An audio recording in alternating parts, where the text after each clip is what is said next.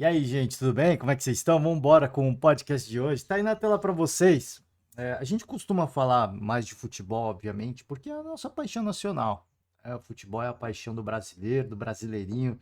A gente ama o futebol. Mas eu sempre falei aqui que no nosso podcast, sempre que a gente pode falar de outras modalidades, a gente fala. Porque mais do que o falar de futebol, aqui a gente é um podcast do esporte. Eu sou um apaixonado pelo esporte. Todos os esportes, todos. Tem uns que eu acompanho mais, tem uns que eu acompanho menos. Tem alguns que eu sei mais e tem alguns que eu sei menos. Se você me perguntar de cricket, eu sei de pouquíssimas coisas do cricket, mas já assisti partidas de cricket. Agora, se você me perguntar do basquetebol, do futebol americano, do nosso futebol, eu vou saber muito mais coisas. Se você me perguntar do tênis, eu vou saber de muita coisa, né? Eu joguei tênis por muitos anos. Então, cara, essa notícia pra mim, ela dá até vontade de chorar, velho. Tá difícil, tá difícil, porque você pode falar assim, pô, por que que você tá emocionado, né? Porque eu vi esse cara jogar a carreira dele inteira. Eu vi esse fenômeno surgir no tênis. Eu vi ele dominar o circuito de tênis. E agora eu tô vendo ele encerrando a carreira dele. Então, pra mim, cara, é muito forte, cara. Muito forte. Eu, como fã do esporte que sou, eu fico bastante emocionado porque, pô, você não se emociona com. Cara, eu tive um.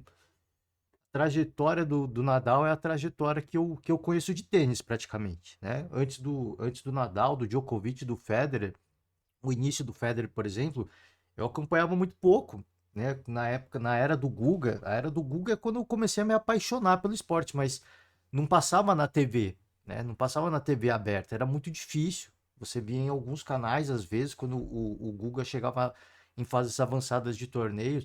E é só quando você vai trabalhando, você vai melhorando a sua condição de vida, você tem condições de repente pagar uma TV a cabo, que foi aí que eu comecei a acompanhar de fato o tênis, mas isso já foi na era do Nadal, praticamente, do Nadal, do Djokovic e do Murray, né? E pra mim é muito, cara, eu fico muito emocionado mesmo, ter que me segurar aqui. Tava pensando em passar aqui e deixar nossa singela homenagem pra esse craque aqui, esse gigante, esse fenômeno do tênis, mas eu não sei se eu vou conseguir, cara. Eu não sei se eu vou conseguir porque, repito, é muita gente, a gente acompanha de perto, a gente, poxa, acompanha torneios e é diferente, cara. É diferente, assim, talvez para alguns atletas, alguns jogadores de futebol, por que que você não tem tanta proximidade? Porque quando a gente fala de futebol, a nossa proximidade é com o clube, né? É com o clube. Então, assim, por mais que de repente você tenha acompanhado, e eu acompanhei a carreira do Neymar, você não tem aquela proximidade.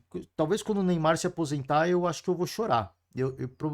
Possivelmente aconteça isso, mas hoje, assim, a proximidade que a gente tem com o Neymar, ela é um personagem que ele é, mas, cara, assim, a gente tem uma conexão muito. De repente é estabelecida uma conexão muito mais forte com o Santos, na época que ele jogou, com o Barcelona, na época que ele jogou, e não tanto quanto com o profissional Neymar, né? Não tanto com o profissional Neymar. E quando a gente fala de tênis, tênis é o cara, mano. É o cara, não é um clube, não é uma agremiação, não é uma associação, não tem uma marca. Ah, o Nadal joga pelo Real Madrid, né? Porque ele é torcedor do Real. O Nadal joga pelo Real Madrid. Não tem isso. Nadal é o Nadal. O clube chama Rafael Nadal. E se ele se machucar, não tem clube. Não tem Rafael Nadal em campo, em quadra, né? Então por isso que se cria uma conexão muito forte, cara. Assim, quando o Guga se aposentou, eu chorei muito. Nem dá até o olho ficar marejado de lembrar, porque um discurso muito forte de um cara apaixonado pelo que ele fazia e teve que se despedir das quadras porque o corpo não permitiu, né? E só de lembrar eu já fiquei emocionado, né? E imagina agora, vou tentar rodar o vídeo do Nadal, tá aqui, tá no Instagram dele. A gente vai tentar, cara. A gente vai tentar. Hoje vai ser um dia difícil pra mim, que sou fã do tênis, sou fã do Nadal. É, o dia que o Djokovic se aposentar. É engraçado, porque eu não me emocionei tanto com a despedida do Federer, por exemplo, né? Mas é o que eu falei, tipo, eu não vi o Federer aparecer no circuito. O Nadal eu vi ele aparecer no circuito. Eu vi ele aparecendo como um garoto de 17, 18 anos, ganhando Roland Garros, derrubando gigantes do tênis. E eu vi o Djokovic também nascer pro tênis. Então, quando o Djoko se aposentar, muita gente não gosta do Djokovic por conta do que aconteceu na pandemia e tudo mais, mas eu vou chorar muito. Vai ser difícil. Vai ser difícil a aposentadoria do Djokovic para mim também, porque eu sou fã desses craques, cara.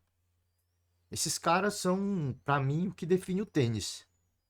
Pô, tem os caras do passado, tem várias lendas do passado. Pra mim, o maior de todos é o Guga, né? Já sempre falei aqui. Eu sou um grande fã do Guga, eu sou aquele fã cego, né? Eu sou um fã cego. Então, pra mim, o maior de todos é o Guga. Mas, como eu vi a trajetória desses caras, ver a aposentadoria deles, do Nadal agora já tá difícil. Do Djokovic vai ser muito difícil, cara.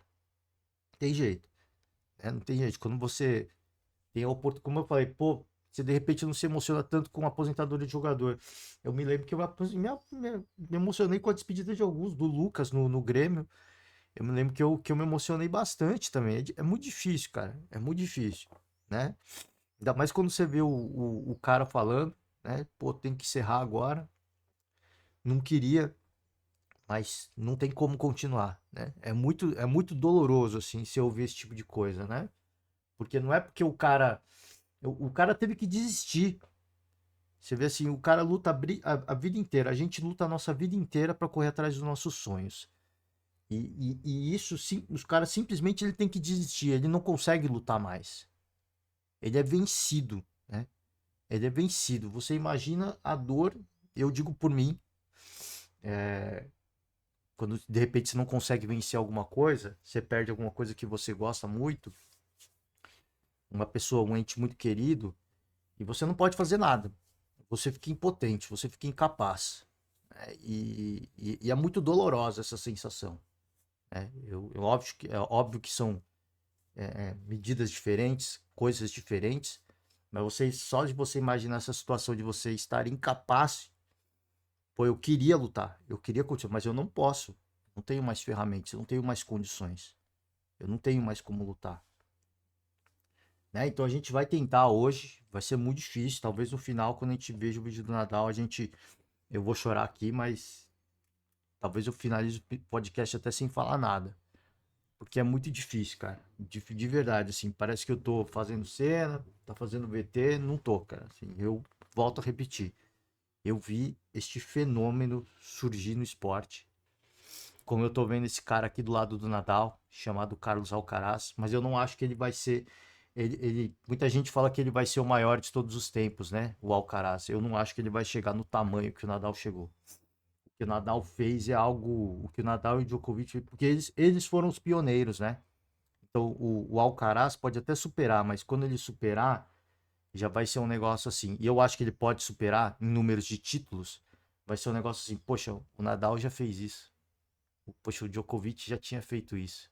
Então, assim, eles abriram as portas. O impossível aconteceu com eles. E você tá herdando um legado. Vai ser mais ou menos essa sensação. Não vai diminuir o tamanho do feito. Não vai, a gente vai olhar para ele e falar, nossa, que merda que você tá fazendo aí. Não. Todo mundo vai olhar com admiração e falar, cara, este maluco, ele é absurdo. Mas quando a gente olhar para os feitos dele, vai ser algo do tipo assim, poxa, ele tá consolidando algo que foi feito lá atrás. E quem fez foi Nadal e Djokovic. E Roger Federer, né? E Roger Federer. Eu coloco esses três no pacote porque foi uma das maiores rivalidades de todos os tempos, se não a maior da história do tênis e da história talvez do esporte como um todo. Né? Então vamos embora, vamos seguir. Porra, caramba. Pô, tivemos uma partida do Campeonato Brasileiro ontem, Atlético Mineiro e Grêmio, 2-1 Atlético. Deixa eu agilizar, que a gente quer passar. O Renato ficou meio pistolão, né? Disse que o futebol brasileiro é bagunçado. Vamos lá, né? Qual a regra do futebol? É a bagunça. O Renato ele critica, mas ele também gosta de uma bagunça, né? Gosta de pedir uma férias, curtir o tempo de folga dele, pá, o elenco volta, ele não volta às vezes, né? Mas é tudo acordado. Não tô falando que ele é fanfarrão, é acordado, mas, né? Querendo ou não, pô, se o time volta pra treinar, o técnico tem que voltar também, na teoria. Não tô falando que ele não tem esse direito. Óbvio que tem, está acordado, porra. Ele tem auxiliar técnico pra isso. Eu estou falando, pô, ele tá criticando o futebol, mas ele faz coisas que a galera fala que é bagunça também. Eu acho que ele tem que fazer. Acho que se é o que faz ele feliz, ele tem que fazer. Se ele quiser pedir folga no meio dessa semana, pô, tá muito frio aqui no sul, quero ir pro Rio de Janeiro. Vai, mano. Se a diretoria liberar, vai. Você tem auxiliar técnico. Mas aí todo mundo vai olhar em volta e falar, pô, ó, que bagunça aí, o Renato, ó. Tá aí falando do futebol e tá indo pra praia, né? Por isso que eu tô falando, os outros não tem nada a ver com a vida dele. Não tem nada, só tô falando que assim, o que ele vê do futebol de ser uma bagunça é o que muita gente de repente olha nele e acha que é uma bagunça. Acha que ele não é treinador, né? Acho que ele não treina, que ele é um cara resenha, que é só no gogó, que é no bate-boca, né? No debate, ah, faz isso, faz aquilo, cara resenhão. É muito mais que isso, obviamente. Ele não teria chego até aqui como um grande profissional se fosse só na base da bagunça. Mas é a impressão que passa, né? Quando o cara vê o Renato jogando futebol aí na praia, é a impressão que passa. Então, assim, futebol é uma bagunça? Eu concordo, mas eu falei, de repente, o que um acha que é uma bagunça, o outro não é. Eu não acho que o futebol seja uma bagunça. Algumas coisas eu acho que é bagunçado. E a relação da arbitragem é uma delas. Não vejo os árbitros fazer curso. O curso está na cabeça de cada um. Esse gol anulado aqui mostra o quanto o futebol brasileiro é bagunçado. O futebol brasileiro eu não acho que é bagunçado. Eu não acho que é bagunçado. Eu não concordo com isso. Tem muita bagunça que eu falei. Tem muita bagunça aqui e ali. Eu não acho que o futebol brasileiro é bagunçado. Ele é mal preparado. Sempre falei isso aqui. Eu não acho que é incompetência. Eu só acho que é tudo muito mal preparado. Tudo muito mal preparado. Existe uma preparação mínima e básica e é isso. Vai pro mundo, o mundo é teu.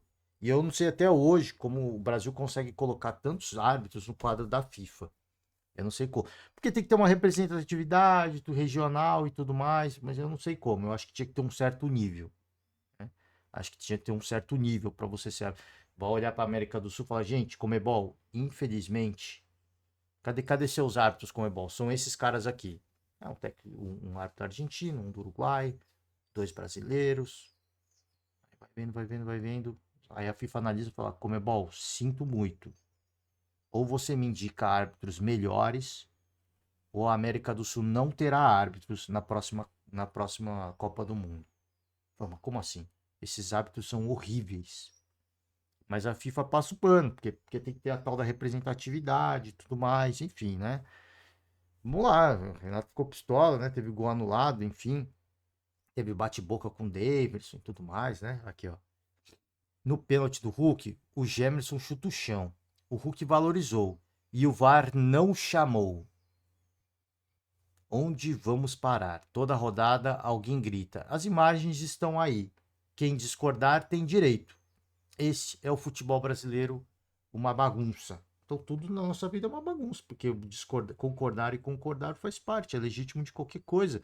Hoje você é prejudicado, e eu não estou dizendo que eu concordo com o que fala o Renato, hoje você pode ser prejudicado e na outra você pode ser favorecido. É assim que é. O Galo já reclamou quantas vezes que foi prejudicado, que ia fazer uma representação na CBF. Quantas vezes isso já aconteceu? Já aconteceu essa temporada, inclusive. Outros clubes também já fizeram isso. Vamos lá, ó, vamos seguir. Aqui, ó. Sobre Corinthians, né? Sobre Corinthians. Ah, deixa eu trazer só a tabela do Campeonato Brasileiro, já que a gente já passou por esse jogo. Desculpa aí, eu não falar tanto do jogo, porque eu não acompanhei na íntegra, tá? Então eu não gosto muito de ficar, foi isso aqui, aconteceu aquilo. E aspas do Renato, porque eu vi ele ficou bem pistola, né? Tá aqui, ó. O Atlético Mineiro sonhando aqui com uma vaga, né? Ares mais altos. E o Grêmio segue na sua busca. Segue na sua busca de permanência na Série A, tá numa situação, numa condição interessante, mas já chega aos 29 jogos, então já está igualado aqui com muita gente. Por exemplo, o Atlético pode melhorar sua situação, dependendo do que acontecer, está numa fase horrível, mas pode melhorar muito a sua situação. Pode passar o Grêmio, inclusive, com 2 vitórias, dá para passar o Grêmio. É difícil, difícil, mas é uma possibilidade. Mas aqui já tá numa situação mais confortável, né? 35 pontos. Já dá aquela. Pô, não tá tão longe, mas já dá para trabalhar com mais tranquilidade. É claro que esses 3 pontos seriam fundamentais, né? Seriam fundamentais para algo ainda mais tranquilo. Mas eu acho que né, é o caminho. Assim, é um embate de duas equipes que estão em outro nível. Estão em outro nível hoje, né? Vamos lá. Corinthians, né? Tem que correr para fechar a contratação do Hugo. O presidente já tinha se confundido na data, né? Uma bagunça. Uma bagunça. Achou que era uma data, era outra data. Eu nem falei disso. Nem falei disso, porque senão vai parecer que é perseguição. Pô, você já fala mal do Augusto Melo. Cara, assim, já falei que desde aquela reunião de cúpula com torcedores, o senhor Augusto Melo não tem condições de ser presidente do Corinthians. Ele tinha que ser impeachmentado. Mas isso aí foi a minha opinião lá do passado e vai seguir sendo. Desde aquela reunião de cúpula com torcedores, ele não tem mais moral para mim de ser para ser torcedor. Não é nem competência, eu não estou nem falando de competência, estou falando de moral. Competência quem vai avaliar são quem está lá, é o conselho, é a galera que está do lado dele. Eu estou falando assim, moral. Ele não tem moral nenhuma para liderar, para ser o presidente do Corinthians. Competência ele já está mostrando que não tem. O negócio, as notícias esportivas estão aí. Os noticiários esportivos pipocam notícias do Corinthians. Então ele já mostrou que ele não tem competência. Não para estar no cargo de. Não estou dizendo que ele é incompetente, tá? Ele não tem competência para exercer o cargo de presidente do Corinthians. É diferente, tá? Antes que tirem de contexto. Vamos lá. Timão pode exercer a opção de compra do goleiro do Flamengo a partir desta quinta-feira. Vamos ver se acontece, né? Tem esse imbróglio aí da Esportes da Sorte. Da onde que vai sair o dinheiro, eu não sei. É difícil. Como é que vai pagar? Vai continuar com a Esportes da Sorte? Não vai? Timão está liberado a acionar a cláusula prevista em contrato de adquirir 50% dos direitos econômicos do jogador.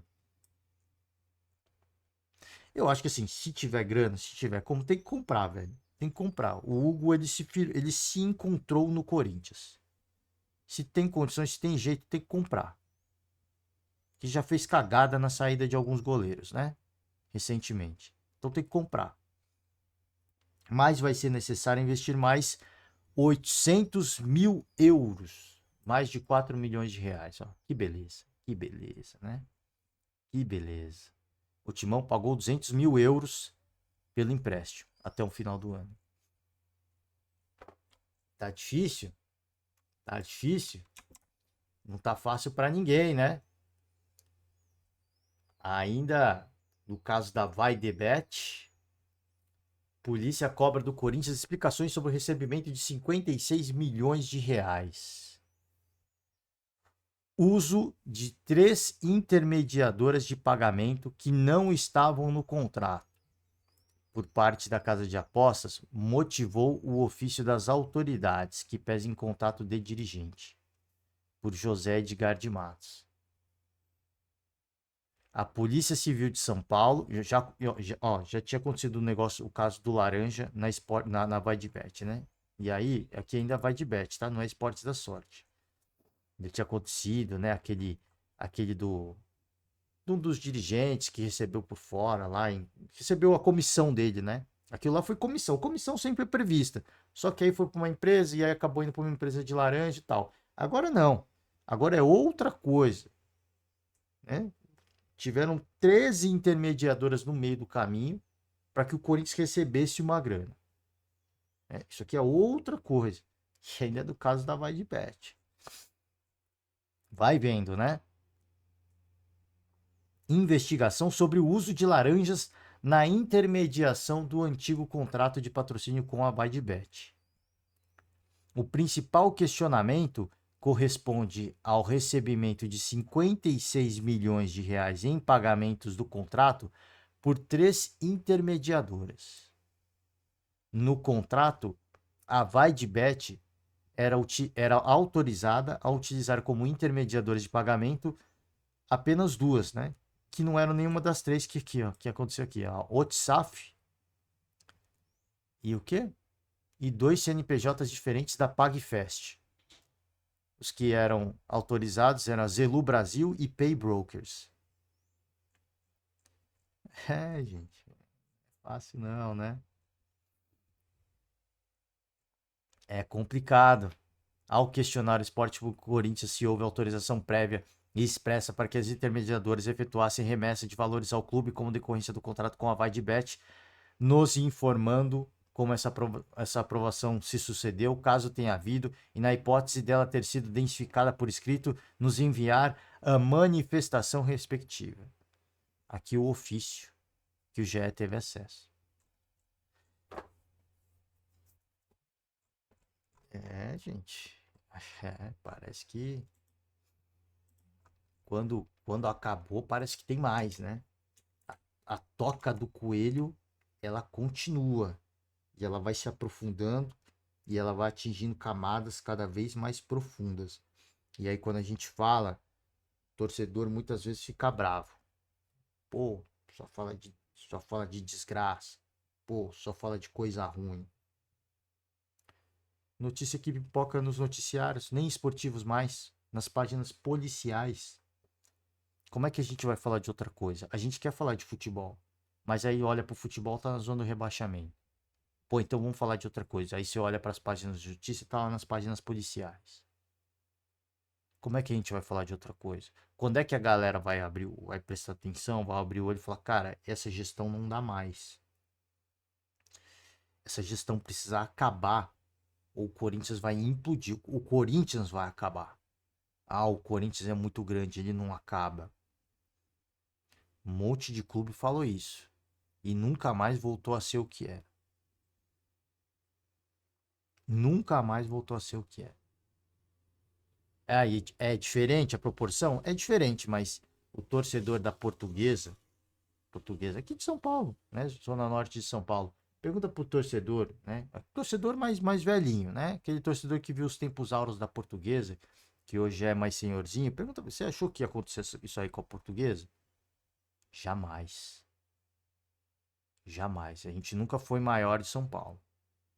A gente nunca sonhou em ser o maior de São Paulo, mas a gente nunca imaginou que fosse chegar onde chegou. Né? Pergunta pro torcedor do Guarani, que já foi campeão brasileiro, fala, torcedor, você já imaginou que o Guarani poderia estar caindo para a terceira divisão, para a Série C em 2024? Ele falou, não. Todos os problemas, todas as dificuldades, mas a gente nunca imaginou. Pergunta pro torcedor do Figueirense, o que ele acha da situação do clube hoje jogando a Série C. Você imaginou estar vindo aqui no Orlando Scarpelli para torcer para o Figueirense, voltar para a Série B, ter condições de voltar? Para você imaginou que isso pudesse acontecer? Jamais. Na minha cabeça era inconcebível. Pergunta ao torcedor do Cruzeiro, torcedor cruzeirense.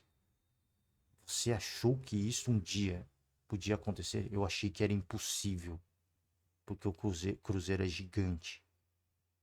Eu achei que era impossível, mas aconteceu. Então, às vezes tem coisas que parecem impossíveis e que às vezes pode levar mais tempo ou pode levar menos tempo. É melhor que essa gestão acabe agora.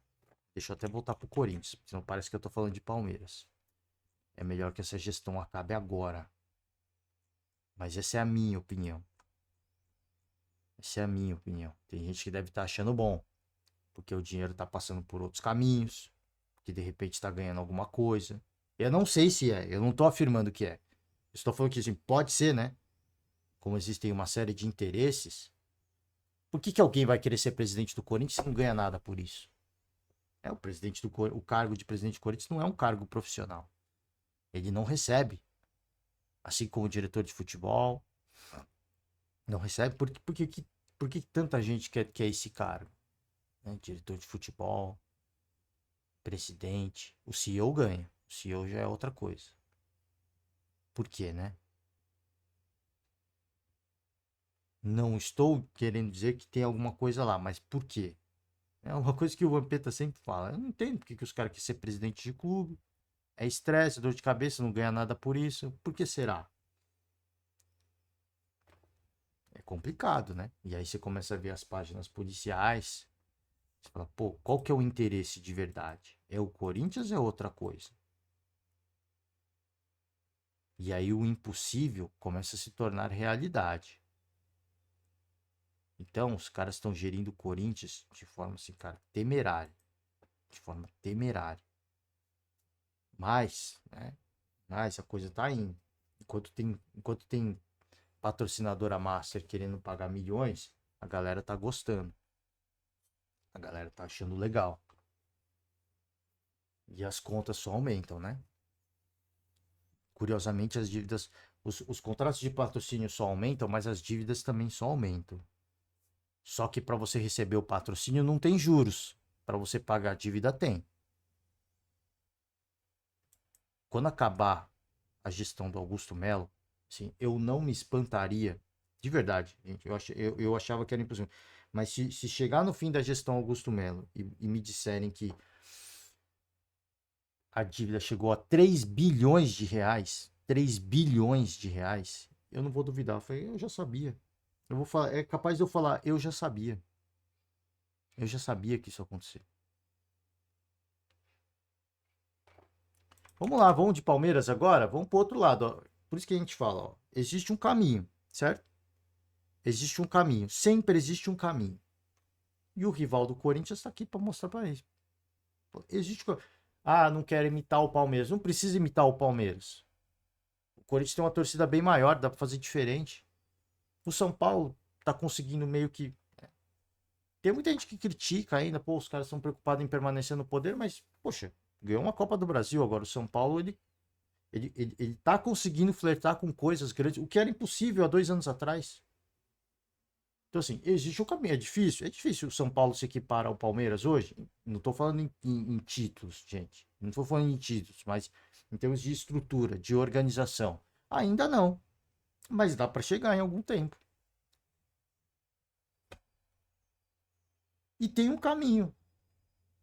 A briga judicial entre o Palmeiras e a W Torre parecia impossível de ser sanada. Mas aconteceu.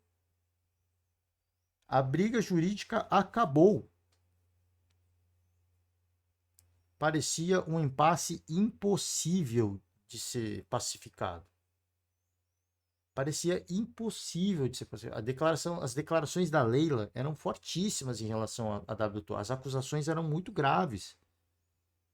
E parecia que seria impossível esse acordo. E aconteceu. Setor popular, contas turbinadas e relação pacificada. Quem tem a ganhar são os dois, gente. Eu nunca entendi essa treta judicial entre o Palmeiras. Palmeiras hoje, né? Porque antes era o Palmeiras pobre.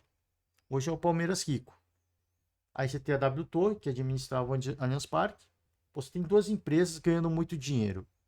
E as duas estão brigando judicialmente. Cara, por que vocês não pacificam? Cara, o quanto que você pode ganhar de dinheiro jogando junto?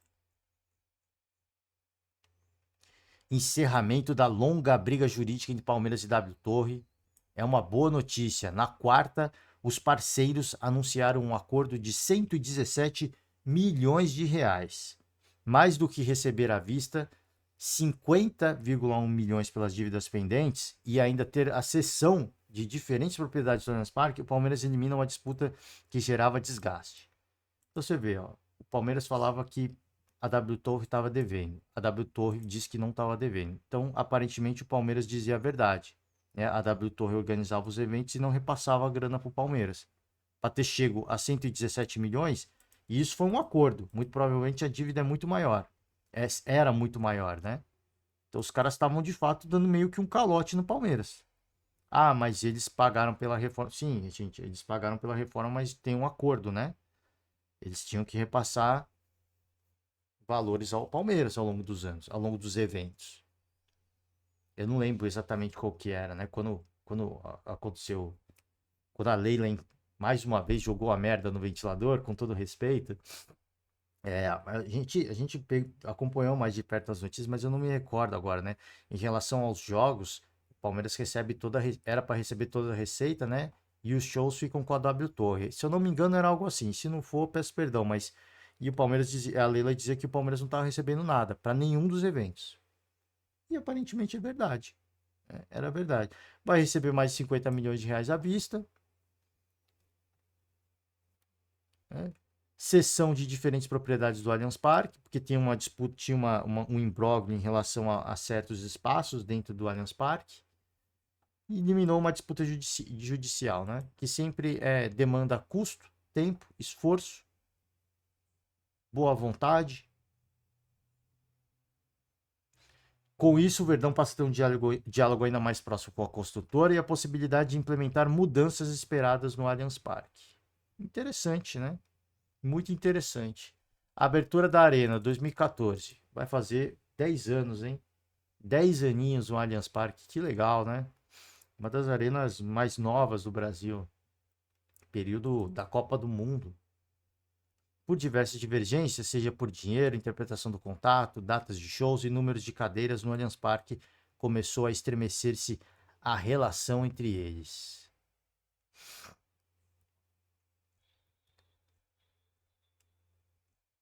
Aqui, ó.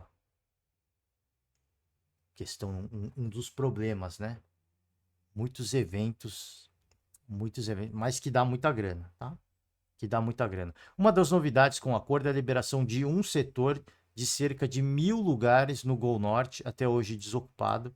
Ainda não está definido o que será feito no local, mas essa é uma possibilidade. Enfim, da inauguração de um setor popular. É isso que o torcedorzinho mais humilde sempre pedia. E o argumento do Palmeiras era sempre que, cara, o sócio torcedor tá aí. Você pode assinar. Porque não tinha muito também o que o Palmeiras fazer, né? Não tinha muito o que fazer. Então, o sócio torcedor tá aí. Você pode assinar, tem os planos baratos. E se você assinar o plano barato, você vai assistir um jogo barato. Pode não ser o jogo da Libertadores, mas você vai conseguir ver um jogo legal.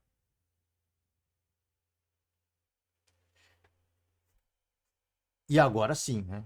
Agora a possibilidade de um setor popular de fato, né?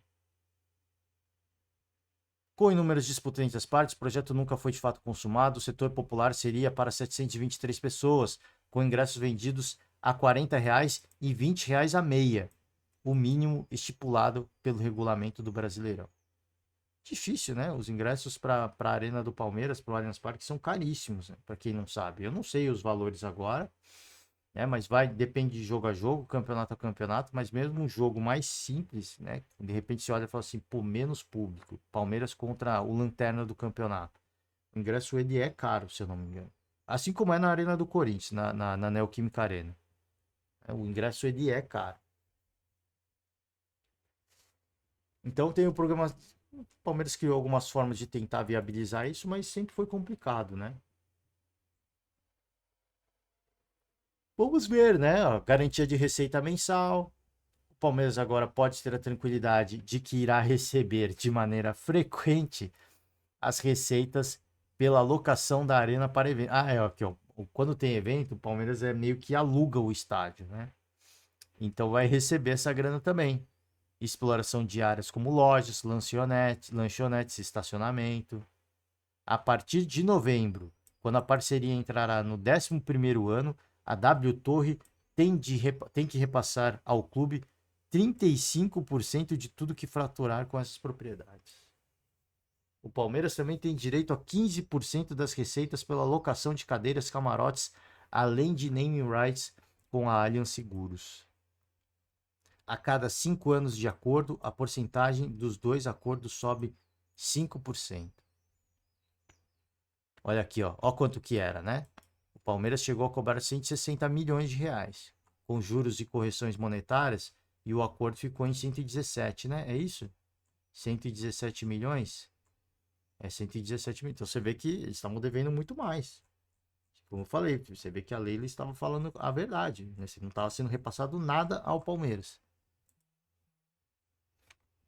Nada eu acho que é muito forte, né? Mas se tava, pouquíssima coisa estava sendo repassada, né? Bom, bora, vamos seguir aqui. Bom, Vasco estuda ter gramado sintético. Você vê que eu trouxe a notícia porque é uma tendência. Né? Porque questão de manutenção para clubes mais Para arenas que tem muitos eventos, como é o caso do Allianz Parque, é legal, porque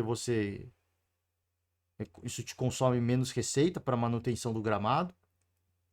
Você vê que agora teve Bruno Mars no Morumbi, depois que acabar os shows do Bruno Mars, aí que a gente vai ver, que os caras vão ver o estrago, né, no gramado do Morumbi. Morumbis, né? Cícero Pompeu de Toledo.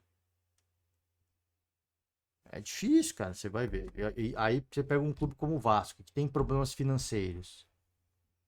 Pô, ficar investindo na manutenção do gramado é complicado. É complicado. Né? Vamos ver, né? A grama do estádio é 100% natural, isso deve mudar. A tendência é que São Januário tenha um gramado sintético ou híbrido, o que aumentaria o custo da reforma, mas a médio e longo prazo seria benéfico, avalia o Vasco. O clube tem analisado arenas brasileiras, já foi apresentado, por exemplo, um relatório sobre o estádio Newton Santos, administrado pelo Botafogo. O exemplo recente do Atlético Mineiro é levado em consideração. Você vê que gente, assim, pessoalmente, eu prefiro um gramado natural. Eu prefiro o gramado natural. Mais em virtude, né? Mais em virtude de uma série de dificuldades financeiras, né? Se é, eu vou na linha do. Se é para ter um gramado ruim, que tenhamos o gramado sintético. Eu vou mais ou menos nessa linha.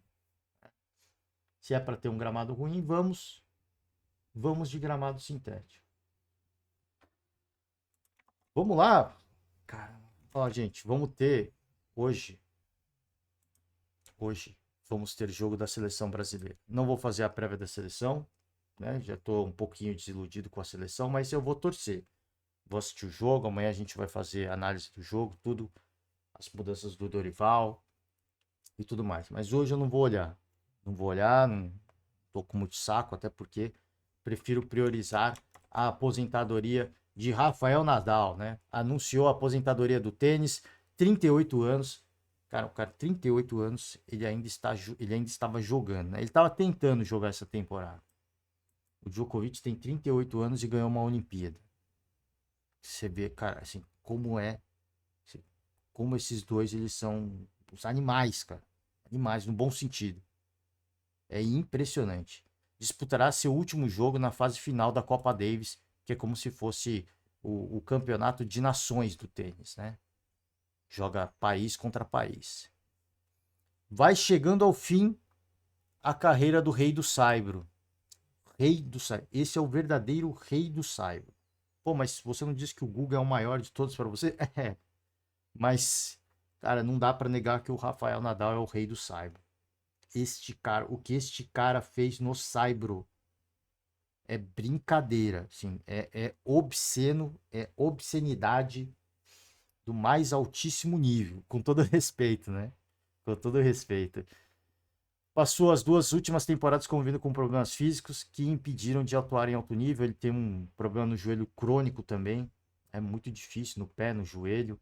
Sua despedida será na Copa Davis, quando enfrentará a Espanha. Não, a Espanha é o time do Rafael Nadal, né? É a seleção do Rafael Nadal. 19 e 24 de novembro. Eu me retiro do tênis profissional. A realidade é que tem sido anos difíceis, especialmente os dois últimos. Creio que não fui capaz de jogar sem limitações, o que me levou a tomar esta decisão. Ele se aposenta 2 anos após a despedida do Roger Federer. Eu me lembro da despedida do Federer. O Nadal ficou muito emocionado. Ficou muito icônico uma foto que foi tirada dos dois de mãos dadas, porque foi classificada, foi rotulada por muitos especialistas como a maior rivalidade de todos os tempos, pelo menos da história do tênis, Nadal-Federer.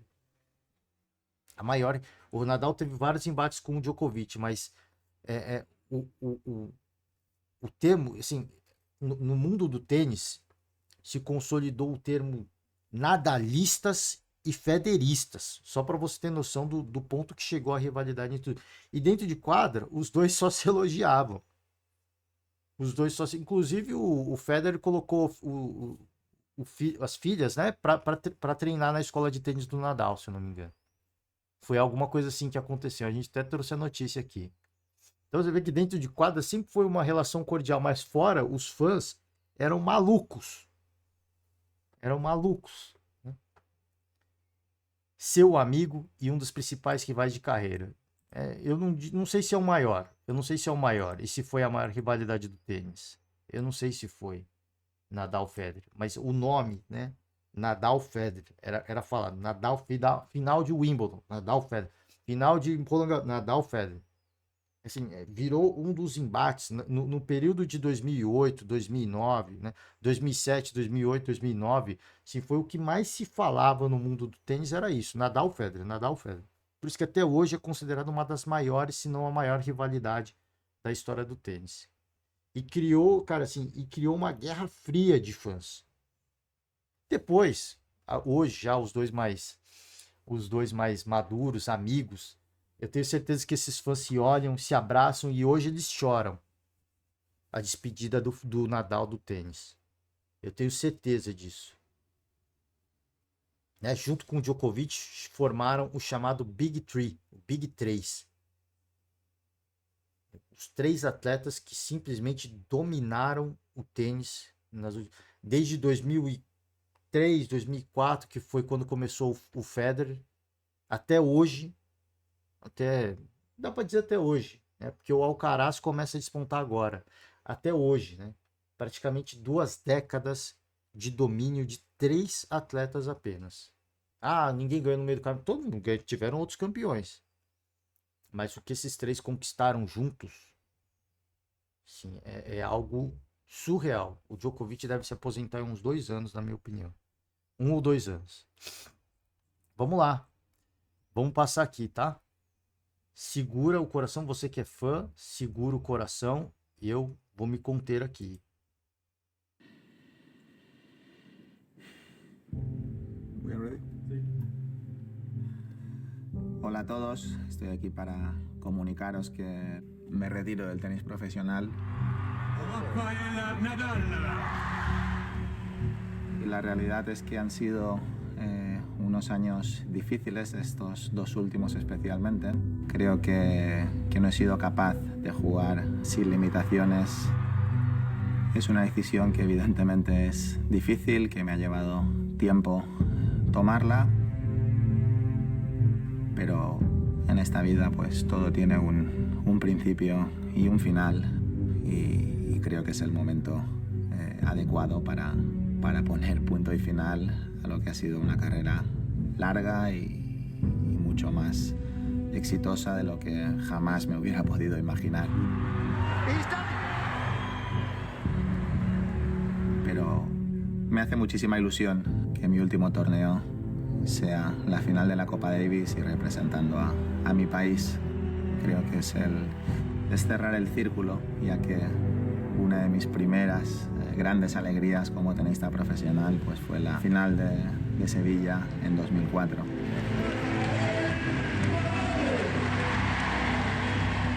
Me siento un súper afortunado por todas las cosas que he podido vivir. Quiero agradecer a toda la industria del tenis, todas las personas que engloban este deporte, mis compañeros durante tantos años, especialmente a mis grandes rivales. He pasado muchísimas horas con ellos y he vivido muchos momentos que voy a recordar por el resto de mi vida. Hablar de mi equipo se me hace un poquito más difícil, ¿no? Porque al final mi equipo ha sido una parte muy importante de mi vida. No son trabajadores, son amigos y han estado a mi lado en todos los momentos que realmente los he necesitado, ¿no? Momentos muy malos, momentos muy buenos, momentos que me han tenido que apretar, momentos que han tenido que aflojar. Hemos vivido tanto juntos que es difícil de explicar.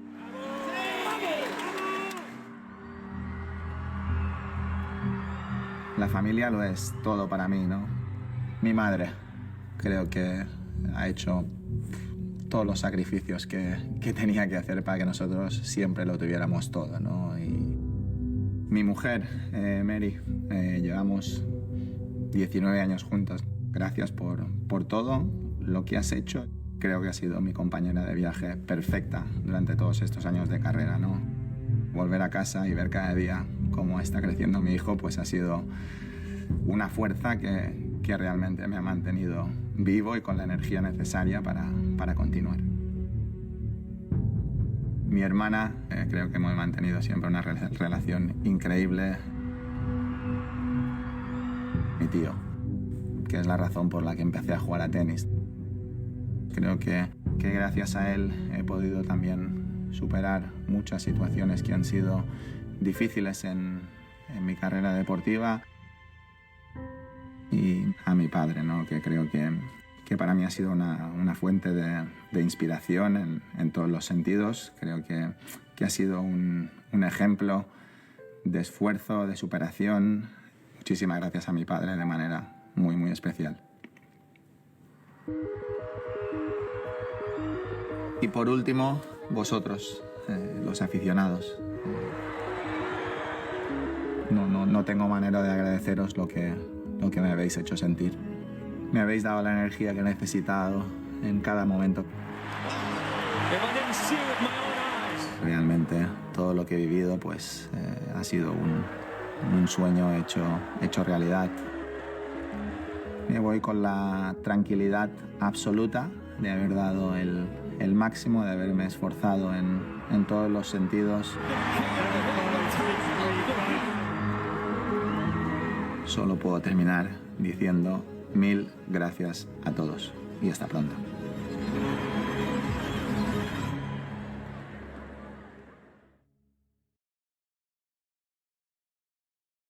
Caraca, gente, é duro, né? É duro, mas eu achei que eu ia chorar, mas Cara, eu fui vendo um filme, vendo o vídeo do Nadal. Provavelmente ele viu um filme da vida dele. Eu vi um filme da carreira profissional dele. Se tornou profissional em 2001, com apenas 15 anos. E em pouquíssimo tempo ele já estava na elite do tênis. Entre os homens, ele é o segundo maior vencedor de grandes slams da história. O Djokovic é o primeiro. E ele conquistou 14 títulos de Roland Garros. O Guga tem 3. Né? O Guga tem 3. O segundo, que tem mais títulos de Roland Garros, eu acho que tem 5 ou 6. Tem 5 ou 6, se eu não me engano. O Nadal tem 14. O Nadal tem 14 títulos. Ele assim, é quase uma década e meia ganhando o Grand Slam do Saibro. Se você não sabe o que é o Grand Slam são os 4 maiores torneios de tênis. Disputados em 5... Todas as partidas de tênis são disputadas em melhor de 3 sets. O Grand Slam é uma melhor de 5 sets. São partidas longas, cansativas, exigem o máximo do físico e do mental do atleta. E o Nadal tem 14. O Nadal tem 14. Liderou o ranking pela primeira vez em 2008. Ao todo, foram 209 semanas como número 1 do mundo. Principais títulos: 14 Roland Garros, 4 US Open, 2 Wimbledon, 2 Australian Open, 4 Copas Davis e 1 Olimpíadas. Ele ganhou tudo. Ele ganhou tudo. Faltava ao Djokovic uma Olimpíada, né? Esse ano o Djokovic completou tudo também, assim como o Nadal. Acho que o Djoko não tem Copa Davis. Eu não sei se tem Copa Davis, né? Com a Sérvia. Eu não tenho certeza. E aqui mais números impressionantes, né? 92 títulos, 1.080 vitórias, 227 derrotas, aproveitamento de mais de 80%. Uma loucura. Uma loucura. Mais de 130 milhões de dólares em premiações. Isso premiações de torneios. Fora a quantidade de patrocinadores, o que ele já ganhou de patrocinadores, né? É isso, gente. Abri o podcast muito mais emotivo. Hoje vendo vídeo, agora vendo vídeo. Eu tô vendo vídeo pela primeira vez. Eu vi só spoilers. Agora vendo vídeo, esses momentos, as palavras do craque. Eu fico, cara, lisonjeado de ter tido a oportunidade de presenciar, né, de forma pelo menos remota, a história do tênis sendo construída. E esse cara, junto com outros dois, eles moldaram o que é o tênis moderno hoje. Eles moldaram. Os campeões do passado nunca serão esquecidos. Mas Djokovic, Nadal e Federer, eu tô falando na ordem de títulos de Grand Slam, tá, gente? Eles moldaram o tênis moderno. Todos os jovens que se tornarem profissionais e que se tornarem gigantes, como é o Carlos Alcaraz que está aqui atrás, eles vão ter como base o Big Three. Rafael Nadal, Roger Federer e Novak Djokovic. É isso, gente. Você que não gosta de tênis, eu peço perdão, mas eu, como um grande fã, eu não podia deixar de fazer essa homenagem para esse grande craque, esse ídolo, esse mito, né, da história do tênis, que é o Rafael Nadal, e que se despede das quadras nessa temporada, né? Fica o legado. Fica o legado, né? O Djokovic segue, ele é um animal, né? Ele segue jogando em altíssimo nível. Ele tá no topo do ranking mundial ainda, com 38 anos. E eu acho que depois da conquista do ouro olímpico, ele vai olhar a aposentadoria do Nadal também e vai falar, poxa, eu acho que tá chegando a hora. Tá chegando a hora também. E em 1 ou 2 anos, mesmo estando bem fisicamente, eu acho que o Djokovic deve se aposentar também, né? Para a tristeza de fãs do esporte como eu, que vi o auge, o auge desses três caras jogando um contra o outro, os fãs malucos, né? Nas redes sociais se digladiando. E hoje eles se abraçam e choram, porque essa era, infelizmente, acabou, né? É isso, gente. Muito obrigado para vocês que nos acompanharam até aqui. Peço para deixar aquela famosa moral. Valeu demais. Um forte abraço. Amanhã nós estamos de volta para falar de seleção brasileira. Tchau.